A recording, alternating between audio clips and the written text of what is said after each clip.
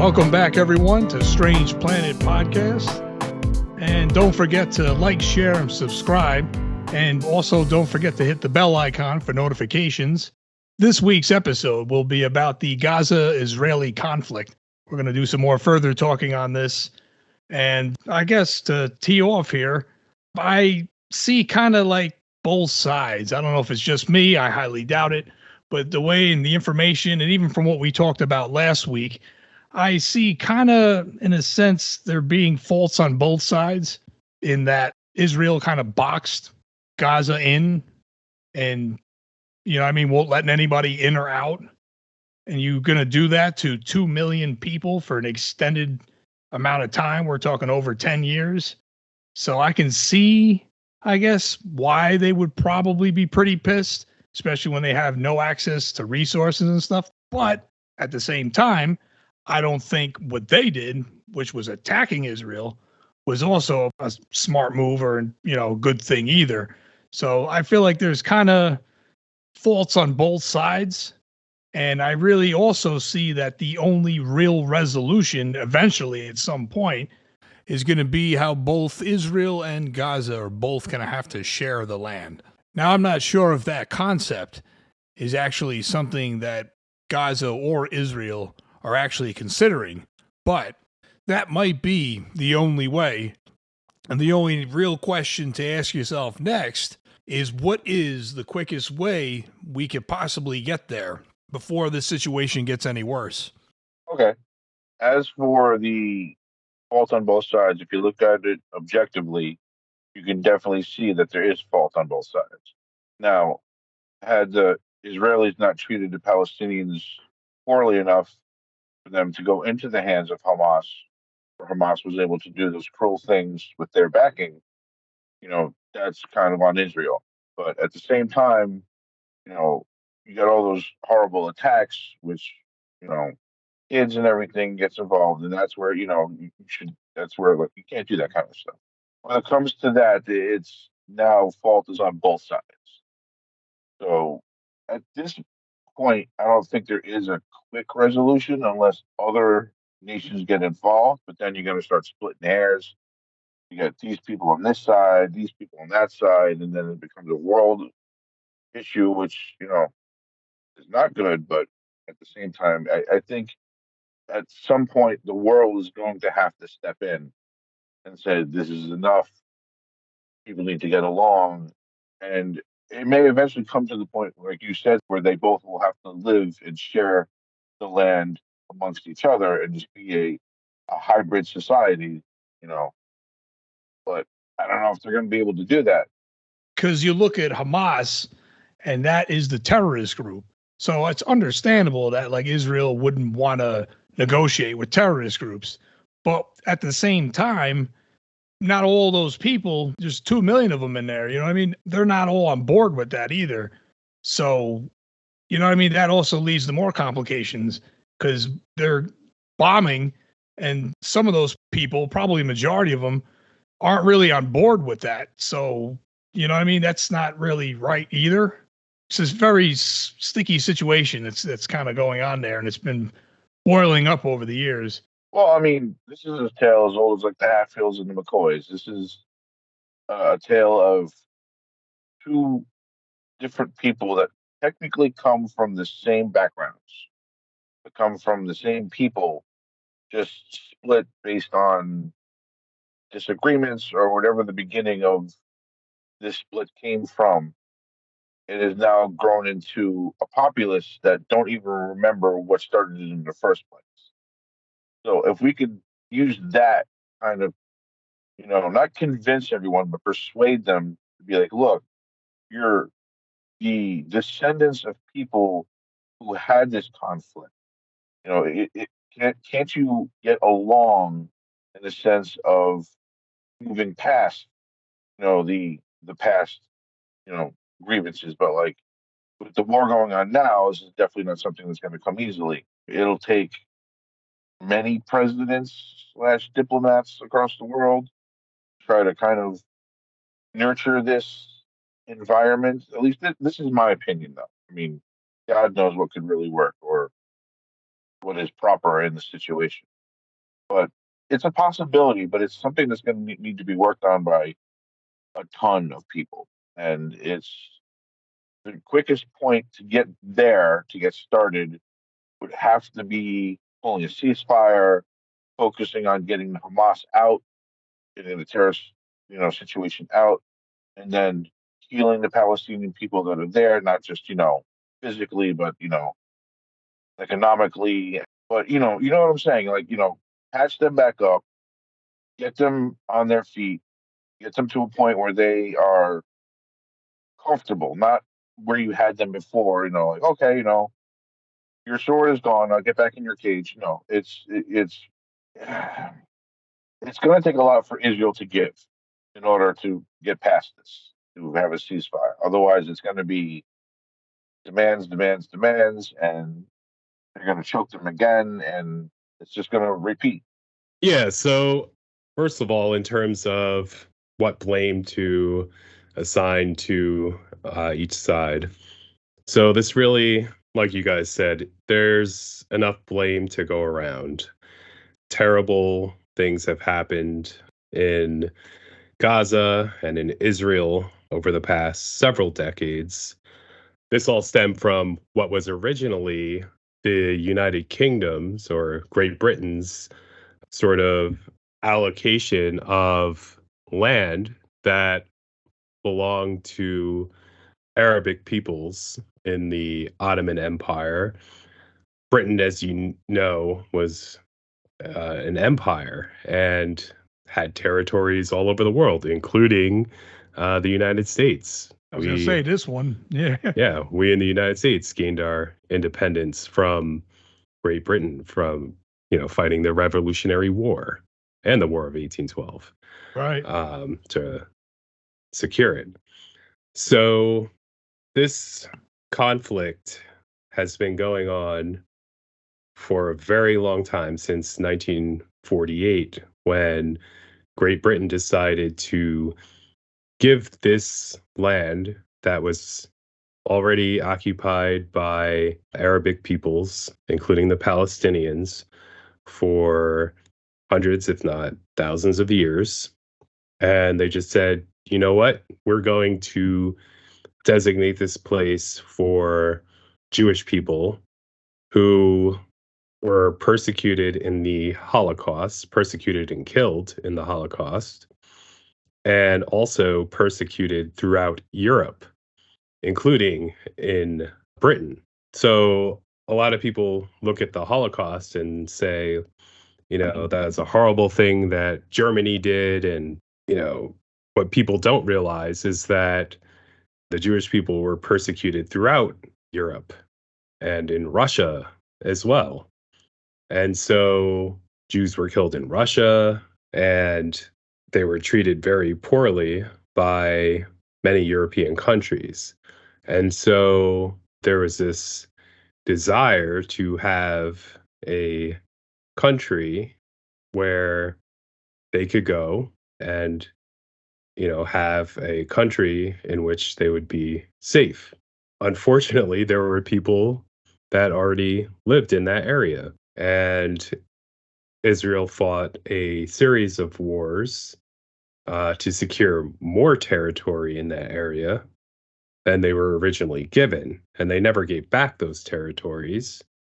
And in fact, they settled on land in the West Bank.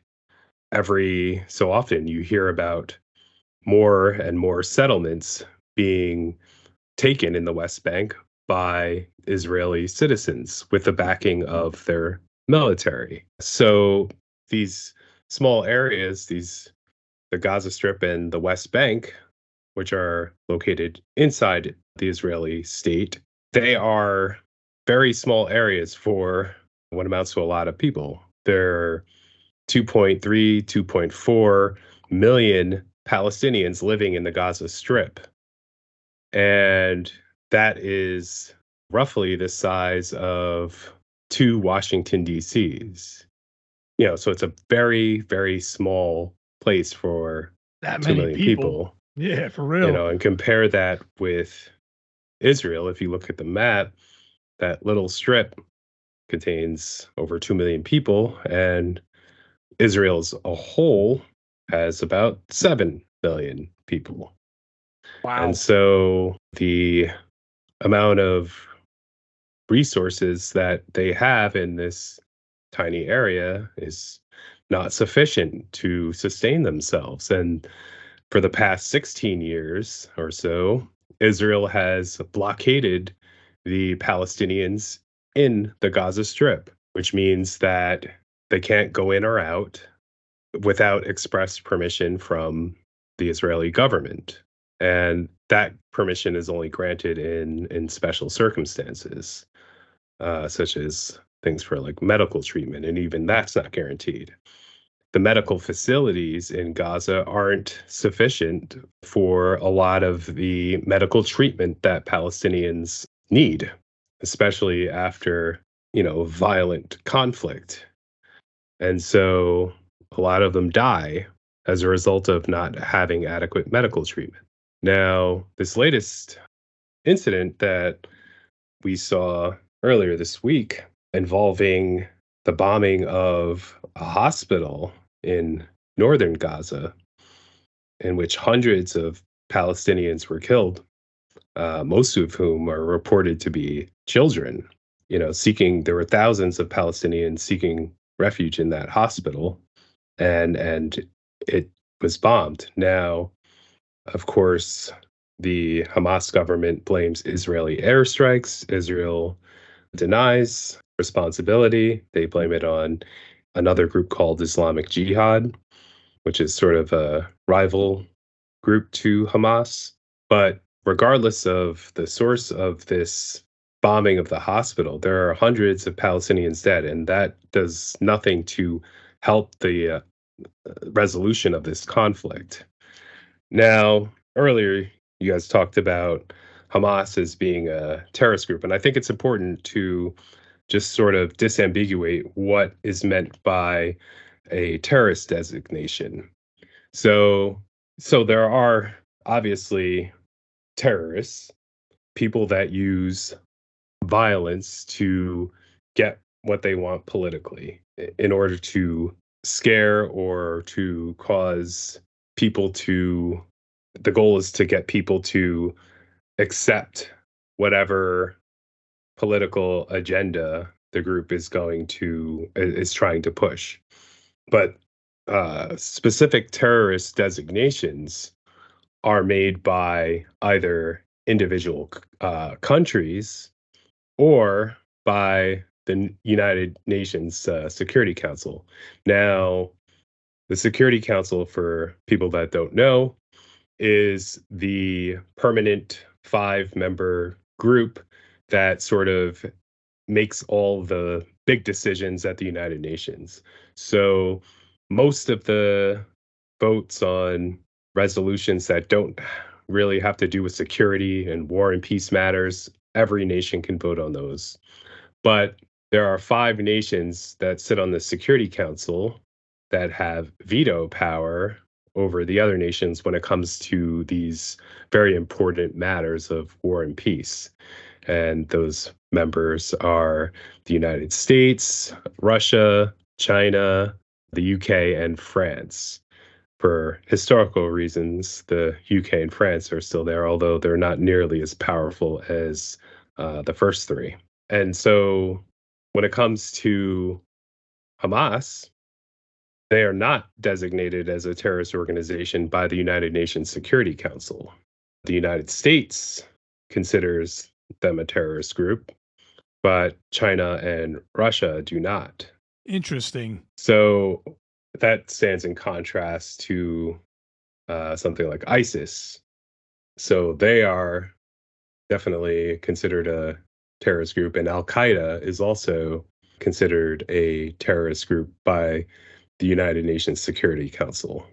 So when the word terrorist is used, or terrorist group, it's very political in nature, because it's other countries that are giving that designation, and sometimes it has to do with politics. Maybe China and Russia, don't want to do it for political reasons, or they don't have nearly as much concern over some groups like Hamas as they do for Al Qaeda. And so I think when we use the word terrorist group, we have to do so a little bit carefully True. and also consider the fact that it's a designation that's political on an international scope in nature. Now, that's not to say that the acts that they commit are, barbaric. Obviously, kidnapping and taking hostages and executing civilians is something that we would often associate with terroristic behavior. But we also have to recognize that Hamas is the governing authority of the Palestinians. Now, there's Hamas that's the governing authority, and then there's also a military wing of Hamas, which some countries choose to designate separately as a terrorist organization and distinguish them from Hamas, the governing body. So it's a little more complicated or complex. Some people in the Hamas government aren't in the military group that has been designated by some countries as being the terrorist wing of the Right. of the group, and some countries, see no distinction to be made, and they consider both Hamas and the military wing as terrorist organizations. And that's probably because of that right there. That's the reason why Israel won't negotiate with them. And likewise, I would assume Egypt too, right? So Egypt does not consider Hamas to be a terrorist group. Egypt hasn't made that designation. The United States has designated both Hamas and the military wing as a terrorist group, but Egypt has not. I did not know that. Like I said, it's a very political. It's political in nature to designate something as a terrorist group. There's terrorist activity, terrorist behavior, terrorists, but when you look at a group, especially one that's actually a governing body, it's hard to. I don't think it's necessarily useful to, deem them as a terrorist group, and I think it's more helpful to, say that their behavior in terms of kidnapping and killing civilians is abhorrent, and that I think should be sufficient because what we're trying, when someone says terrorist, that automatically creates the reason you do that is because you're trying to discount anything that that organization or group or authority says.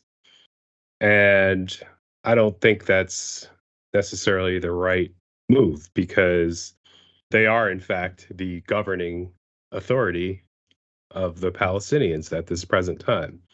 And when you talk about negotiations, there have been negotiations between Palestinians and Israel in the past, but those haven't been necessarily that fruitful or productive in terms of securing a future for Palestinians, which is, how Hamas ended up in power.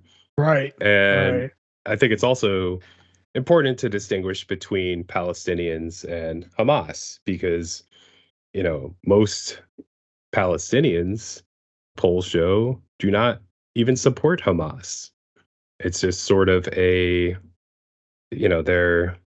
very extremist, and sometimes in situations in which people don't have power, they're desperate. I mean, they're poor. They, most of them live in poverty. And so, for them to be able to resist this Hamas's influence and their power, it may not be in their capacity to do so. And so, I think we should just be careful about, giving labels to organizations. Right, because what you were just saying there, I almost feel like it feels like the Palestinians need a voice of their own that isn't Hamas related. But if they were to even try to do such a thing, wouldn't Hamas just try to take them out and prevent that from happening? I mean, there have been violent conflicts between Hamas and the Palestinian Authority, otherwise known as the PLO, which was formerly the governing body of the Palestinians. But, they're no longer in power now. And it would be very, the country is already extremely, or not the country, but the Palestinian people are already very impoverished and weary and tired. So it's a lot to ask, I would say, for them to mobilize against Hamas in the way that we might think that they could. If Hamas has the weapons and the military, if they have the military and they know how to make bombs and repurpose rockets, it's a very tough.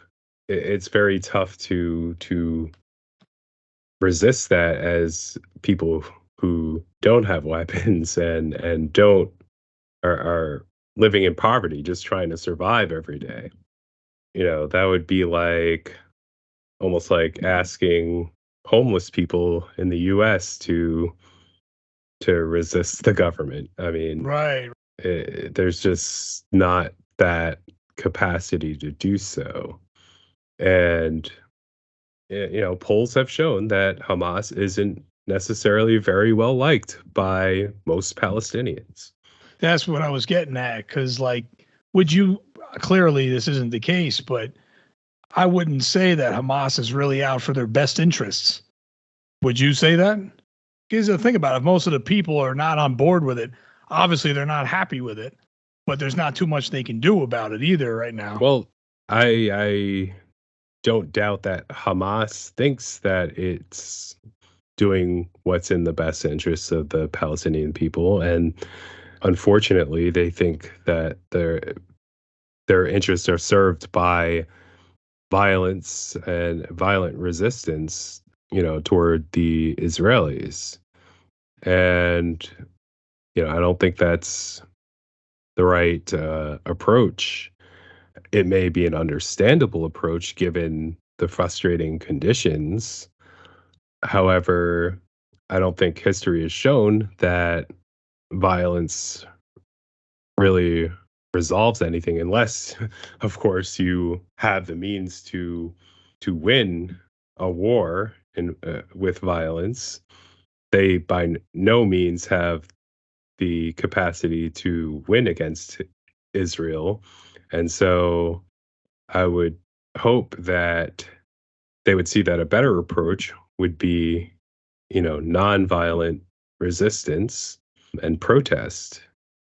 And, I can understand that it would be very frustrating because after all of these years, when the UN Security Council has declared Israel's activities in terms of settlements and other things to be illegal, but then nothing is done about it, and Israel keeps getting aid for weapons, and nothing is being done about their illegal activities in terms of settlements. I can see how people would be frustrated that justice is not being served. Right. Justice is not being administered by, the United States or any of the global powers. And so, it's easy to see how they would feel ignored by. I was just going to say that. Yeah. And so, year after year being ignored, it's got to be frustrating. But it's like they're forgotten, they probably feel. Yeah. Right. And, obviously we're paying attention to them now, but I think it's incumbent upon all of us to pay closer attention to Gaza, not just when violent conflict arises with Israel, but what is happening in the interceding years in between these violent conflicts. That is also true. And I also wanted to make a minor note. It is relevant, but I was also saying that also be very careful on where you're getting your information on this, because social media is probably not the best place to go. That is the best place for misinformation. So if you're looking for the real information and facts about this, don't go to social media, please.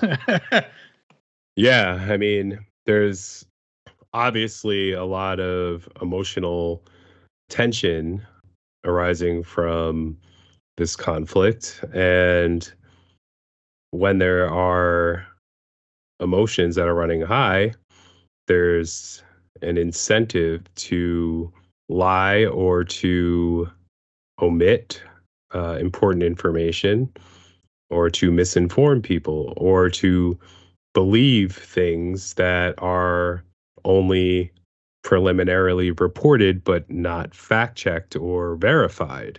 And Right. so, these, you know, reports that come out, which is why, I'm careful to say, with this hospital bombing in Gaza, we don't yet have any verifiable facts as to who carried out this bombing. And so I don't think that, obviously there are protests, you know, around the Middle East at US embassies that are very angry about this because Hamas has blamed Israel for the bombing and Israel flatly denies it.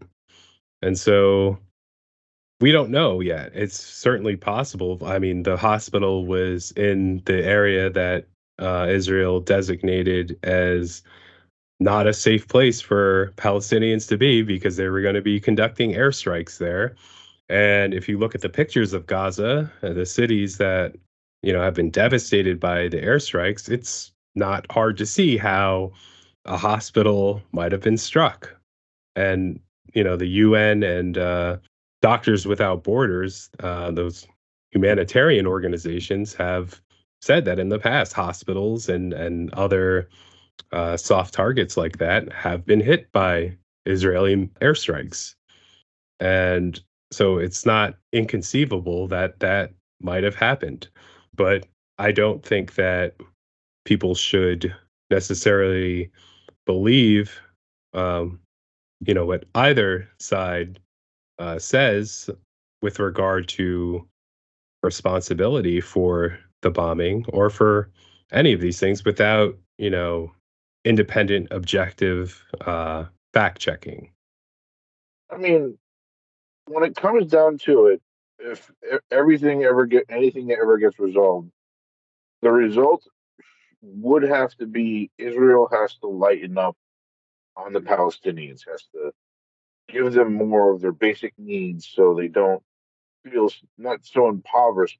The country's struggling just to get by, and they're basically their neighbors. They should help them out to get them into better situations. So groups like Hamas don't have the ability to just come in and then sweep things up because when you're that impoverished as a country, you'll have families who are struggling just to get by, and then little Timmy dies because he's malnourished or he got sick and you can't get him to get medicine, and that ruins people to the point that they're willing to get violent to try to make things right because things like that are horrible, and that angers you when you're doing the best you can with what they're giving you, and it's not enough because it's just so bad that you can't get what you need. And it sounds a little familiar to people here in the United States, that you can't get your basic needs here. But this is a third world kind of a country where people are impoverished, so they're living in little shacks and basically cardboard boxes. And it's definitely overpopulated as well. There's that aspect too. So there's very little for everyone that's there. So I mean, there needs to be a give in order to keep things copacetic in a way. But I mean, again, Well, you're dealing with two different people that have been going back and forth with each other for centuries, thousands of years. So it's bad blood back and forth. Someone has to give.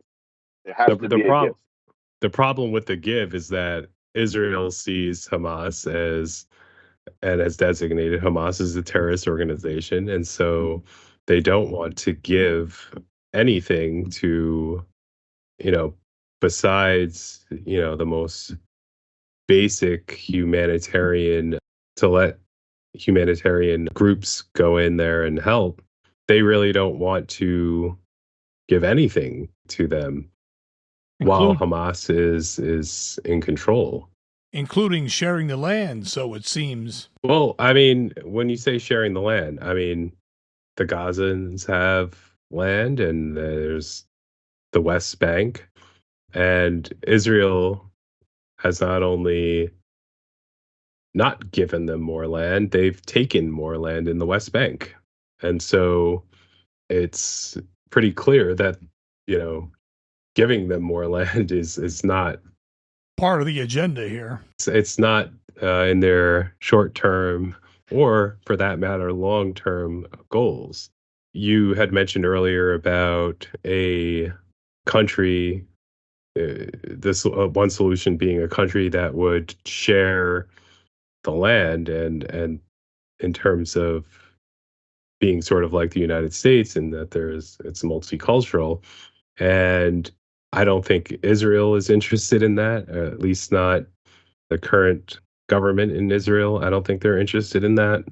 I think Prime Minister Netanyahu has stated repeatedly that Israel is going to be a Jewish state, and that's it. And it's hard to imagine how having Israeli citizens who are Palestinian Muslims being able to participate in a society in which they would be considered sort of second class citizens. Would they let them have a vote? How would democracy look like to something that is officially a Jewish state and yet has citizens who are not Jewish? The other solution, which has been elusive, is the two-state solution, which is originally sort of what was promised before Israel was established and has been promised subsequently, but yet hasn't been delivered. And again, Israel doesn't seem, at least the Israeli government doesn't seem interested in advancing the two-state solution. That hasn't, we haven't seen any progress made on that front. And Netanyahu certainly hasn't made efforts to advance a two-state solution. And in fact, he seems, whenever asked about it, he does not, that doesn't seem to be in the cards for him. Yeah, it doesn't seem like it's part of the agenda whatsoever. They kind of just want to keep things status quo from what it looks like. Right. And so the alternative is the status quo, which is that the Palestinians are confined to these two small areas indefinitely. They get what little aid that they can get. They're blockaded in, they can't leave. They are in perpetual poverty because of lack of access to resources. They don't have access to medical facilities that they might need. Jobs and employment are probably a big issue too. Yeah, I mean, the economy is not really existent, and so there's and a lot of nearly half of the population in Palestine is so young. They're kids, and so it's a very almost hopeless situation for them. And so kids that grow up in these conditions and then are taught that Israel is responsible for these conditions, which I mean, I don't see how they're not responsible in terms Yeah. of, seizing this land and then blockading them in. Right. Like I just don't see how they not could not bear like a large part of the responsibility for this. Any other, like, if the United States was blockaded in, and it's a hard thing to imagine because we have access to very large seas and oceans, I mean, and we have the military might to not be stopped by anyone. But if we were confined within our borders, and I guess it would be easier to imagine a very small city or state. If you were confined to your city, you couldn't leave. Your city was poor and impoverished and subject to bombings at random times. And not knowing that you could even leave if that happens, that's a Right, scary. right. Yeah, it's a Like scary you're thought. stuck there. Like right now, Palestinians that live in Gaza, they are peaceful. They have no interest in violence. They're trapped there. They're stuck there. They can't leave. There's been some talk about reopening a the one border into or the one path to Egypt that has been blocked off because of airstrikes. But it's like, okay, but if people want to leave so they're not subject to airstrikes, like they can't. Like they're just stuck there and don't know when an airstrike might hit them. Like that's got to be a scary situation. And you ain't kidding. And meanwhile, you have, hundreds of thousands, if not over a million, Palestinians displaced from the top part of Gaza, the northern part, where Israel has just marked that area for airstrikes, crowding those people into the southern part. Where are they supposed to go? Like I highly doubt there's enough housing for them. Like, and they already cut off like food and water and electricity. So, I mean, it just seems like the conditions are getting worse, and like, you know, thousands of kids are dying, have already died. Yeah, that's sad. And obviously, the initial assault that Hamas undertook on Israel was horrible, but now we're seeing the prolonged impact of this conflict in terms of further suffering of the Palestinian people who have already suffered a great deal under the status quo that existed prior to this conflict. I was going to say, just as a hypothetical, I guess, do you think if, say Hamas, rather, was overthrown and say the Palestinian people came up with their own government or whatnot to take over, do you think something like that would make a difference? No, I do not, because like I said, Hamas only governed since around 2005, 2006. Prior to that, you know, the Palestinian Authority governed the Palestinians, and while there were certain agreements made, that never was fruitful in terms of securing a future for the Palestinians. So it didn't even make a difference prior. It didn't make a difference, which is probably the reason why Hamas is in power today. Yeah, Because yep, that's what it sounds if like. you're not getting results, then Through violence, I mean, unfortunately. it's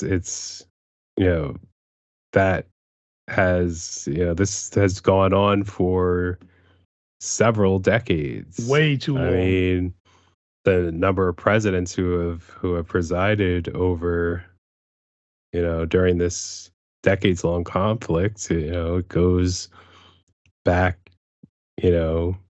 Jimmy Carter dealt with this, even going as far back as President Truman. I was going to say Truman, but I wasn't sure. It was Truman, huh? Right. So, Interesting. and Hamas wasn't in power then. So, I mean, I don't think that if Hamas is gone tomorrow, that the conflict is going to be resolved, because, the majority of the history of this conflict, Hamas wasn't there. Yeah, you're right. Because Hamas has only been there since about 2005. So you figure this was going on long before then. Hamas didn't govern Exactly. the Palestinians. And yet it still happened. And these situations, these horrible events still happen. So you're right. So I guess, it probably would make a big difference, sad as that is. Because what I was thinking was, of course, this is more recent, not dating that far back, but it's like if Israel sees them as a terrorist group, and you were just saying some of the other major nations don't, but the U.S., we do. Obviously, I could see that being a big problem with negotiations and stuff. But clearly, before the fact, that wasn't a thing, and yet these situations still occurred. So you're right. It probably wouldn't make too big of a difference, unfortunately. Yeah, like I said, you can call whatever group, any country can call another country or governing body a terrorist group. I'm sure Hamas would call the Israelis terrorists. Right.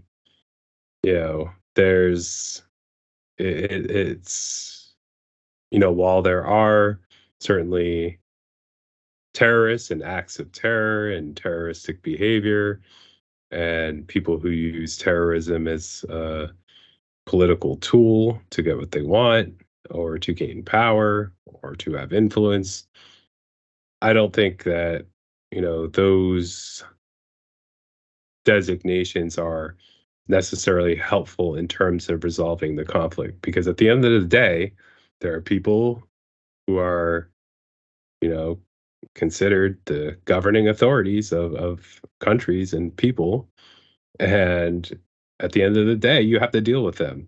I mean, unless you remove them from power forcefully, they're not going to go anywhere. And I think that that obviously Israel is not very happy with Hamas, just as Hamas isn't very happy with Israel.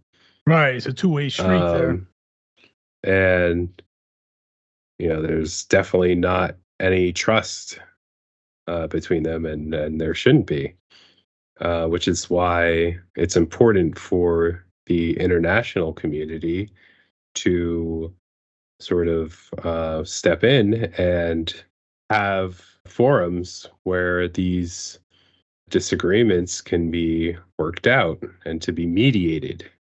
Each side wants to be heard and wants, Israel wants to be secure. They don't want to be subject to attacks that could come at any time. And Palestinians also don't want to be subject to attacks that could come at any time. Obviously, they don't want to be subject to airstrikes, just as Israelis don't want to be subject to rockets. So I think when you have two sides that have zero trust in each other, and for very good reason, it's incumbent upon the international community of nations to act as a mediator between them and to help them to come to a resolution that will satisfy both peoples and ensure the security and peaceful future for both peoples. I agree. And that is probably the most sensible conclusion we could have here. And that's our show for this week. Be sure to like, share, and subscribe. And don't forget to hit the bell icon for notifications. Strange Planet will have new episodes on YouTube every Friday. Thanks for listening, and we will see you next week.